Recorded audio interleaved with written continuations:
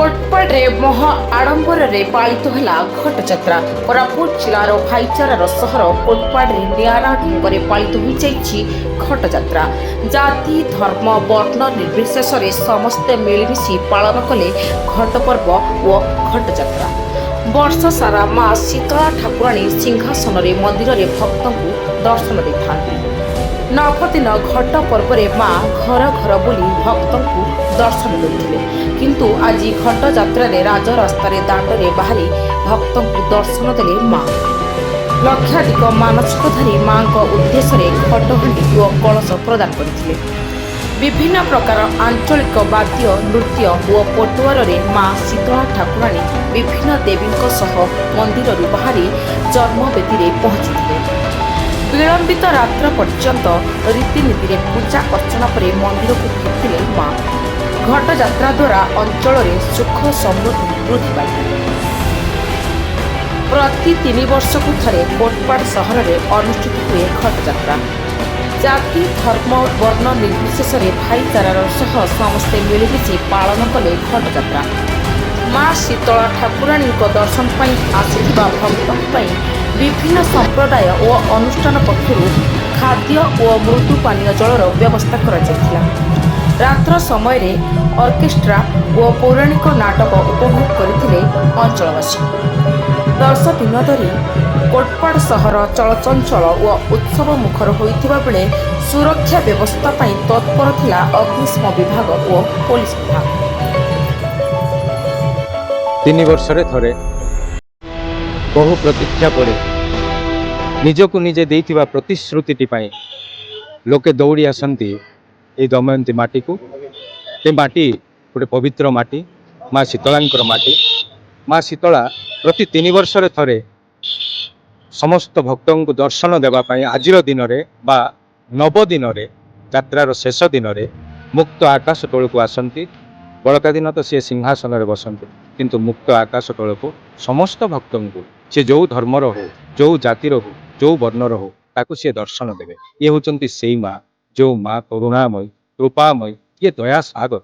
कौन सी जाति धर्म वर्ण ये देखते समस्ते होचंती आंक भक्त। समस्त को ये आशीर्वाद करने ये छुट्टी आसती।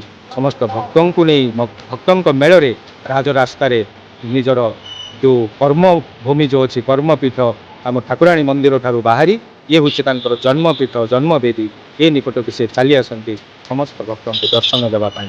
एटी मानसिकधारी माने निज निज मस्तक शीतलांकर कलश से कलश को खाली पादरे दिन सारा निर्जल उपवास रही से कलश को से मुंडे एत दूर चली आसती ये पीठ को से कलश ये से दान करती। पुणी थे जो मानकर मानसिक पूरण हो न था जो मैंने प्रथम थर मानसिकधारी से आज दिन में मानसिक करती जे हे माँ मोर जदि अमुक कामटा हो जाए समक कामटा हो जाए आसंता घट जात्रा मु गोटे कलश देवी। ये होचंती से पवित्र देवी जी आज ये निजर समस्त तांकर पूजा अर्चना पर अर्धरात्र पाइबा पर सी निज आस्थान को पुणी फेरीजे। एठी समस्त भक्तों को प्रतिश्रुति दे जे मु पुणी थे 3 वर्ष पर निश्चित रूप से देखो जो त्रैवार्षिक घट जात्रा चलती माँ शीतला ठाकुराणी के शह शह वर्ष पूर्व चली आसी। लोक कथा अनुଯାयी खबर कागज जो नुआ नुआ बाहर खबर बोली गोटे न्यूज पेपर से बाहर 300 वर्ष तले उमरकोट जड़े लोक आसापर से जाकि मानसिक कर दर्शन पाई। से पूजार भी स्वप्न रहे कोटपाड़ भाया घट जात्रा करने से विकटा मूर्ति शांत होते उमरकोटे पेंटाणी यात्रा हुए।